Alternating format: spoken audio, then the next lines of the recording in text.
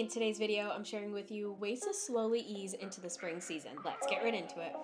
Okay, friends, two disclaimers right at the top. The first is that I am not feeling super well right now. I'm a little bit under the weather, and the only reason why I mention that is because if I sound a little bit off or if my energy's down, that explains it. And the second disclaimer is I know I just posted a video last week about slow living winter essentials, and I know I'm back and I'm already talking about spring, but I figured now that we're like 3 weeks ahead of the spring season, we can start incorporating very, very small little things into our routines to slowly ease into the spring season. Slow, ease, and transition is the emphasis here because we're not rushing into things. We're not getting like super excited and ready for spring and like screw winter. We're still in winter, but these are just small ways to incorporate little bits of spring so that once spring is here, you have been slowly embracing it and now can fully embrace it once it arrives. I also think a lot of people take this time to transition from winter to spring, mostly with their fashion and their outfits, and I'll talk about that in a second, but I figured I could also apply this to slow living as well because the easing part, the slow transition, is something that is very slow living adjacent, so I figured it would apply too. So very gradually take whatever pieces that I talk about in today's video and also apply it to the video that I talked about last week, and I'm sure you'll create a really great combination of winter embracing practices and spring embracing practices. Okay, starting off this list is what I was talking about when I mentioned the fashion. It is to incorporate a little pop of color into your daily outfits. So this can be like a top that is a different color than the usual neutrals. If you're someone like me, you always lean into the neutrals. This is definitely going to be critical. A top would work, or a sweater over your shoulders. Like say it starts to get a little bit warmer where you are right now, you can throw a sweater over your shoulders that has a pop of color and then you can put it on if it starts to get cold. A perfect transition kind of item. You can even do a colorful piece of jewelry if you have a bracelet or earrings that have a little pop of color. That can be enough. I've been really loving leaning into accessories these days, so if you can bring a pop of color through the accessories like the jewelry or even sneakers or your bag, I think that's also perfect, especially if you are very structured in the colors that you buy in terms of your clothing, like me. You can also swap out like a knit hat. I usually go for a beanie in this time of the year and swap that out with a colorful cap. Again, this is all kind of depending on the weather where you are. Like if you can wear a cap instead of a beanie hat, obviously you do this, but if you can't, then stick with the beanie. But even the beanie can have a pop of color as well. I'm trying to think of the things that I mentioned in that winter essentials video, and I know I mentioned the beanie hat because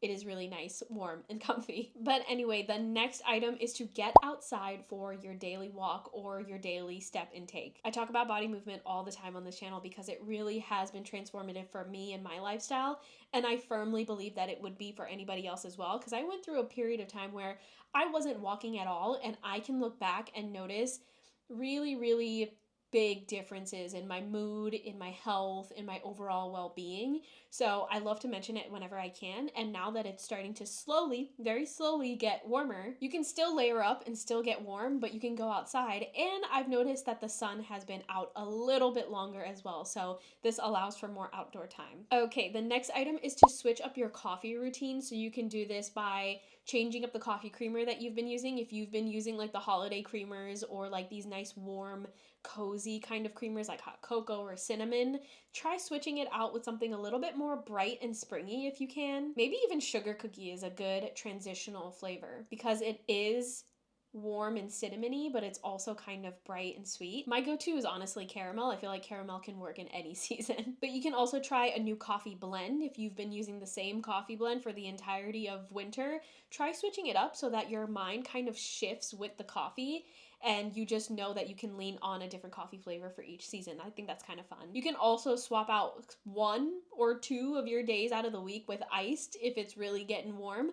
I sometimes do this in the middle of the day. Like if I need a pick-me-up, I will not brew hot coffee, I'll brew iced coffee. So maybe you can do that as well. Okay, the next item is to swap out your wallpaper. My wallpaper right now, for a long time actually, it was wintry, it's very snowy, and although we are still getting snow, I kind of wanted to shift away from it.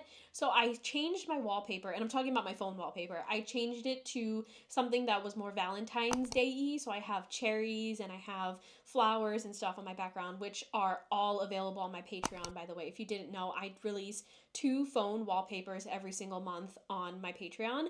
So I've been using those wallpapers, and I think I'm going to swap them out really soon with some more springy wallpapers that are springy but not super spring, not just like full blown, I don't know, picnic in the park kind of spring, but something very transitional. And I will work on getting some wallpapers for you for the month of March very soon. That's actually really soon, so stay tuned. The next thing is to get your curtains open as soon as you wake up, because I have definitely noticed a little bit more sun peeking through my shades and my curtains every single morning. And when I open up my curtains, the sun just kind of pours in, and I absolutely love that feeling. It's one of my favorite feelings and one of the most nostalgic feelings that I get when I think about slow living and all the good vibes. So highly recommend that. A little dose of sunshine is not only good for your health, but it's also really good for a mood boost. Okay, the next item is to start thinking about your garden. So if you are a gardener or if you want to get into gardening, now is the time to start thinking about it. Start thinking about what you want to grow and start thinking about where you're going to be getting your seeds, because you have to start your seeds pretty soon. Some people start it in February, but where I am located, I think I may start it in the end of March, closer, actually maybe in the midst of March. So that's actually pretty soon. The next item is to start thinking about your spring bucket list. So I shared a winter bucket list in that winter essentials video that went out last week. I have a spring one as well, so I will share it with you in the description box if you want something to just copy and paste and then kind of curate on your own afterward. It's completely free. It's just a Notion template that you copy into your Notion account, and then you can customize it from there. It has a bunch of ideas in there. So if you want some help getting started, there's that. But start thinking about some of the things that you really want to accomplish in the springtime so that you make note of it and you actually do it once spring gets here. Okay, the next item is to reflect on your favorite moments from winter. So as we slowly ease away from winter and head into spring, I think it's really important to acknowledge all of the things that you really loved about the season.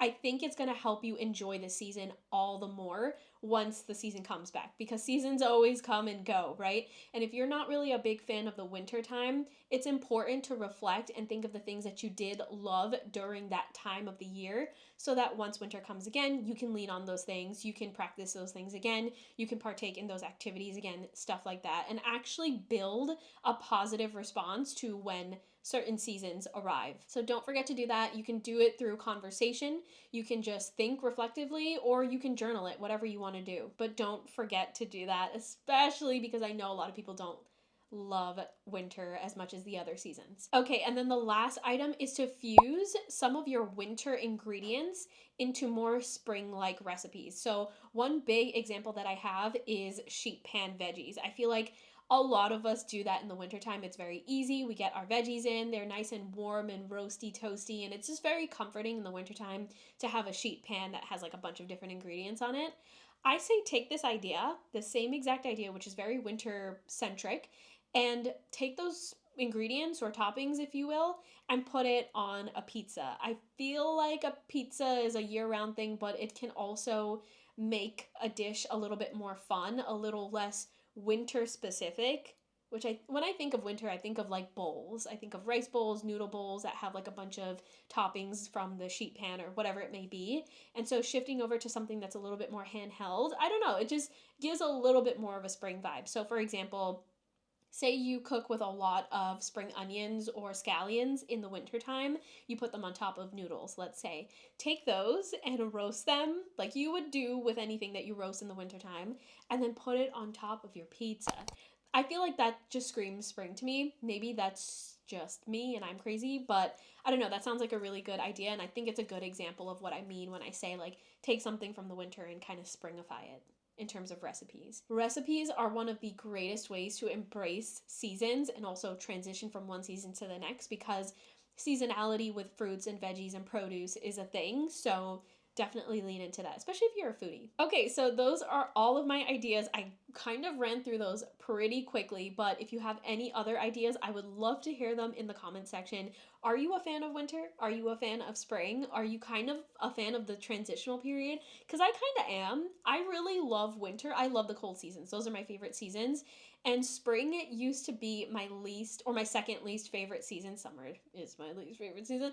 But I have noticed that when I do this little transitional thing, it starts to help me embrace and be open to liking spring a little bit more. And then once I get into spring, I'm actually pretty excited because I incorporated some spring-like activities into my otherwise very fantastic winter. I love winter, all of that. So if you're like me, I hope this helps. But if you're not like me and you're just looking forward to the spring, I also hope this helps you incorporate a little bit of it right now, even though it is still technically winter and potentially cold. It's cold where I am. It's very cold. I'm getting snow like every single week, which I'm actually happy about. But anyway, thanks so much for hanging out with me, and I will talk to you in the next video.